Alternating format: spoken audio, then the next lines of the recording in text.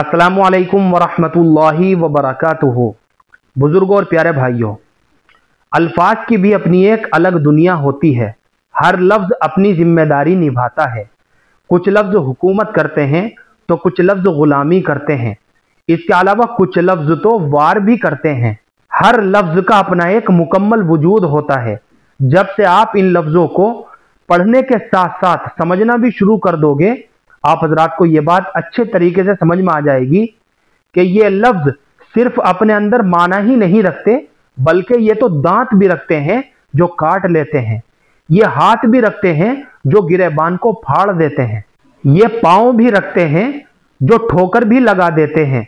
और अगर इन लफ्ज़ों के हाथों में लहजे का असलिहा थमा दिया जाए तो ये वजूद को छलनी करने पर कुदरत भी रखते हैं।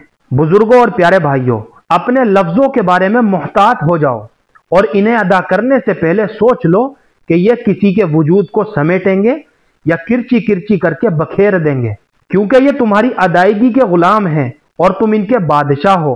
और बादशाह अपनी रिआया का जिम्मेदार होता है और अपने से बड़े बादशाह को जवाबदेह भी होना पड़ता है। इसलिए जब भी बोलो सोच समझ करके बोलो।